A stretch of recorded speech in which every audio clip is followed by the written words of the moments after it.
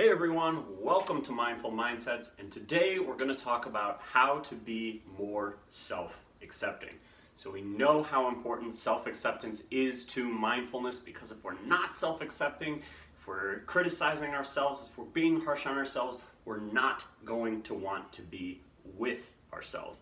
So we know that self-acceptance is critical to mindfulness, and even more than that, it's just critical to happiness in general. So on that vein, the first mindset you can foster to be more self-accepting is what I call the best friend brain.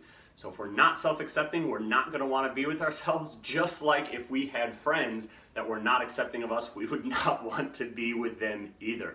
If someone criticized you for every little thing you do, which we often do to ourselves, we would not hang out with that person at all. But luckily, most of us don't do that with our best friends. Most of our friends don't do that to us. So we can adopt that same attitude to ourselves, which is treating ourselves how we would treat our best friend. If we make a mistake, if we do something dumb, if we say something stupid, we don't need to chastise ourselves. We don't need to come down so hard on ourselves. We can be more accepting and forgiving of ourselves. So that will allow us to be more self-accepting, to be with ourselves, and just root for ourselves like we would a friend and say, oh, I'm so sorry that happened to you, rather than trying to destroy ourselves for it. So rather than trying to really criticize ourselves for everything we do, try to treat yourself the same way you would treat your best friend anytime they messed up. You'd be there for them, you'd listen to them, but you wouldn't necessarily criticize them. So the second way that we can foster a more self-accepting attitude is to give ourselves the permission to be human. So this comes from Tal Ben-Shahar, who was a lecturer at Harvard, and he said there are only two types of people who don't experience negative emotions: psychopaths and dead people. So even though it sucks when you're experiencing negative emotions, when you're feeling down on yourself, accept yourself, because it's actually good news. It means you're not a psychopath and you're not dead. So hopefully that can make you laugh a little bit and say, well, I guess that's just part of being human. So oftentimes we say to ourselves, what's wrong with us? Why am I doing this? What's wrong with me? Why do I feel this way? Well, the thing that's wrong with you oftentimes is you're a human being, and human beings feel down oftentimes. There's nothing wrong with you. You're totally okay. It's just something you're going through in the moment. And if you can foster that attitude, you will be more self-accepting, and paradoxically, those feelings will dissipate much more quickly. And the last story for fostering more self-acceptance that I want to tell comes from a Buddhist monk named Ajahn Brahm. Highly recommend you look him up. I really like a lot of his talks and videos. And he tells a story of when he was 13 and he grew up in London. His dad pulled over the car and said, son, I want you to remember this. Whatever happens in this life, wherever you go, however you turn out, the door of my house is always open to you. And he was 13 at the time, and he didn't really understand what it meant. And when he was meditating in Thailand many, many years later as a monk, he was thinking about that story, and it had such an impression on him. And he thought, well, my dad's house was a government-subsidized apartment. It wasn't much of a house to open the door to.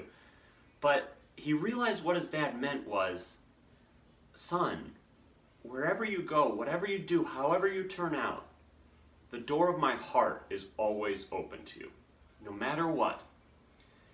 And that was unconditional love, unconditional acceptance. Whatever you do, however you turn out, whatever happens, the door of my heart is open to you. Now, it's easier to do that with others, it's easier to do that with our children, but if we can foster that same attitude to ourselves, we will have way more mindfulness, way more happiness, and way less negative emotions. If we can say to ourselves, me, the person that I can never get away from, no matter what happens, I'm always going to have to be with myself. Me. Whatever you do, whatever you've said, whatever stupid things have happened, the door of my heart is open to me. And just allow yourself to come in, accept yourself, embrace yourself, and love yourself. And if you can give yourself that unconditional self-acceptance, that will work wonders for you. Now, that's a great thing to do. It is sometimes difficult. So what I like to do is when I don't want to accept myself, when part of my mind is not willing to accept myself, I try to accept that I'm not willing to accept it. At least accept the non-accepting part. So for example, for pretty much my entire life, I've had a goal to be fitter. I'm much fitter than I used to be, probably the fittest I've ever been in my life, and I still want to be fitter. Now, part of me knows that that's probably not always serving me, that sometimes I put too much stock into that, and I lose confidence because I feel like I'm not fit, even though I'll never get to a point where I feel totally fit, and it's obviously on a continuum. And I know that if I just accepted how I was today, I would be happier. I would be better off. But another part of my mind just isn't willing to do that.